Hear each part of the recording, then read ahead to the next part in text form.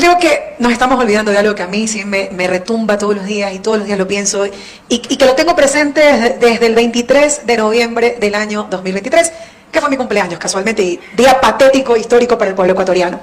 La única razón por la que él quiso que ese día lo nombren, lo posesionen formalmente como presidente de la República, es porque su ego pesa más que cualquier cosa. Y quería pasar la historia del Ecuador como el presidente más joven hasta ese momento de la República, ¿no?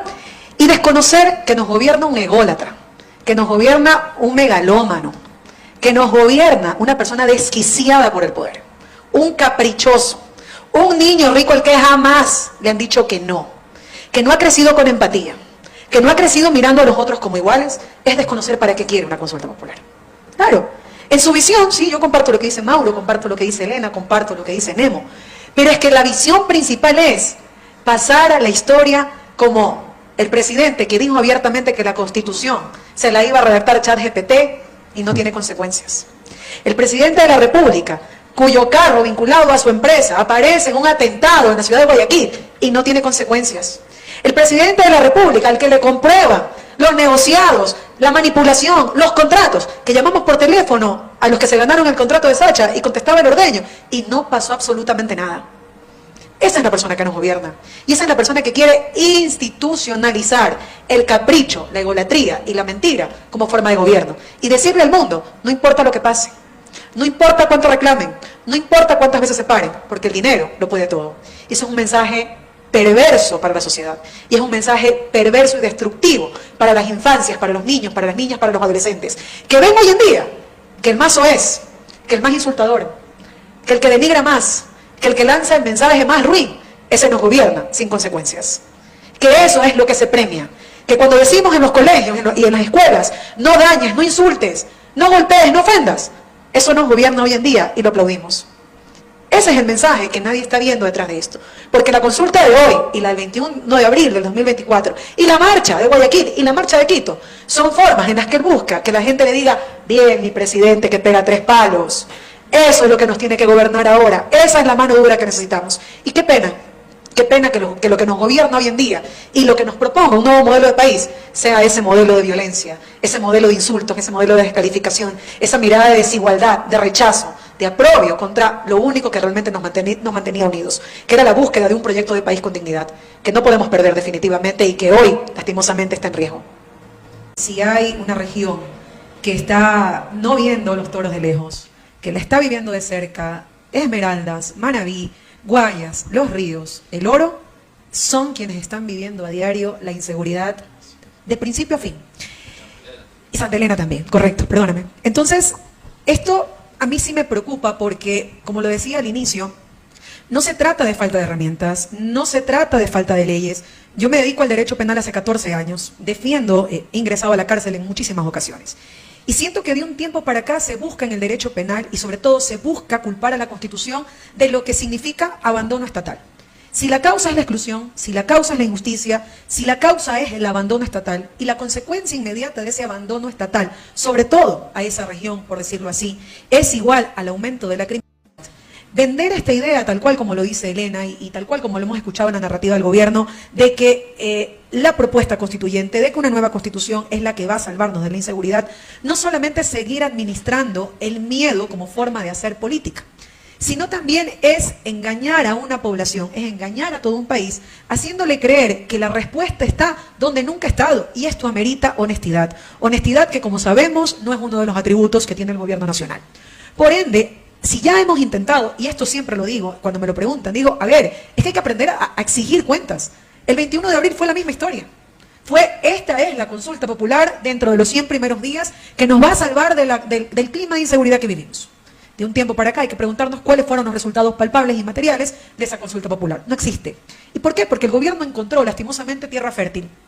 Y la tierra fértil es el miedo como catalizador de la renuncia de los derechos. Mientras más miedo administra, mientras más miedo siente la población, menos empatía, menos reclamo por derechos. ¿Por qué? Porque la gente en la costa, y eso lo pudimos ver con la desconexión con el paro nacional, la gente en la costa piensa de esta manera: sálvese quien pueda.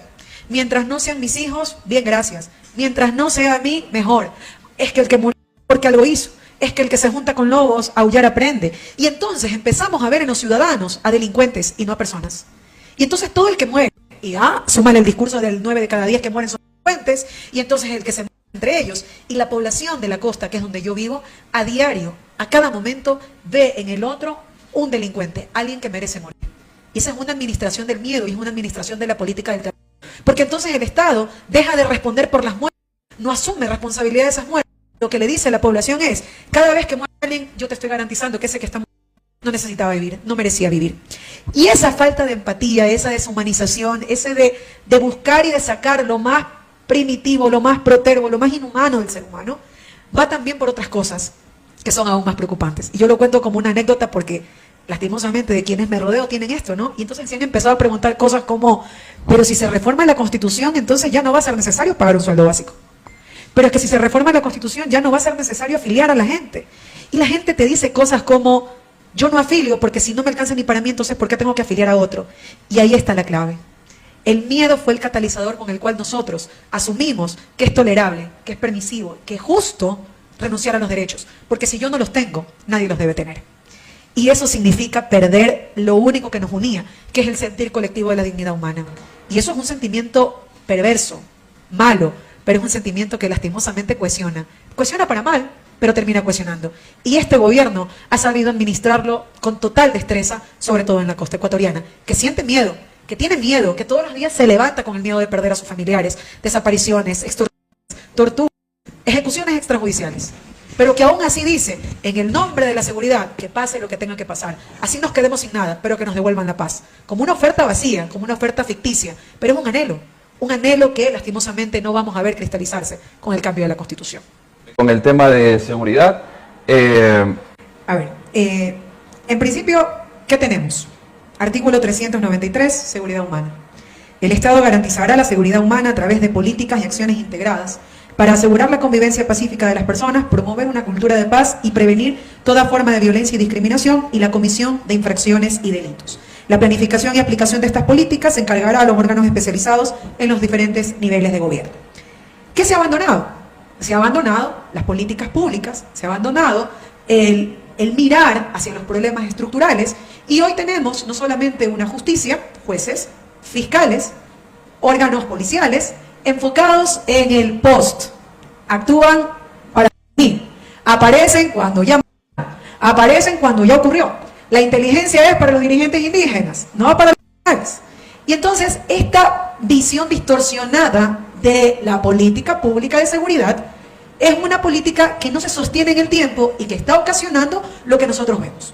Cuando damos la lectura del artículo 393 de la Constitución de la República del Ecuador, ineludiblemente nosotros tenemos que pensar es dónde quedó esa visión de paz, dónde quedó esa visión de prevención del delito, dónde quedó esa justicia especializada que actuaba antes, dónde quedó esa policía que tenga la fortaleza humana de infraestructura, de tecnología para intervenir antes, para prevenir y sobre todo después para vigilar que efectivamente aquellas personas que cometían delitos pues no vuelvan a cometerlos. Y esto también tiene que ver mucho con el sistema de rehabilitación abandonado, destruido y convertida las cárceles hoy en día en centros de almacenamiento de almas y no en centros de rehabilitación. Pero acá viene, a mí algo que me parece súper cómico, y se los digo súper cómico porque, pues, a mí me resulta bastante raro cómo la gente a veces dice que tienen esta alma de vasallo, que quieren convertirse en los Estados Unidos, que solo Estados Unidos nos va a venir a salvar de todo. Yo siempre le digo a mis alumnos en las clases, les digo, a ver, cuando hablamos del artículo 76, cuando hablamos del artículo 77, que les molesta, que les aterroriza, que es lo peor que existe en la Constitución de la República del Ecuador. Y yo les digo, ¿ustedes han visto las películas de los Estados Unidos? Sí, sí, sí. Y entonces yo les digo, ¿se han escuchado cuando un policía detiene a una persona? Sí, ¿qué le dice? Tiene derecho a contar con un abogado. Tiene derecho a llamar a un familiar, tiene derecho a guardar silencio porque todo lo que digo puede ser utilizado en su contra. Y han visto los juicios que nos venden en las películas de Hollywood. ¿Qué nos dicen? El not guilty y el guilty. Y nos dicen que la inocencia se supera y se vence con pruebas, más allá de toda duda razonable. Ah, no les gusta. Porque parece que no les gusta cómo se enfrenta la delincuencia. ¿Qué tenemos en la Constitución? Tenemos artículos que limitan el poder punitivo del Estado, sí. ¿Pero por qué? Porque ese poder punitivo es altamente destructivo.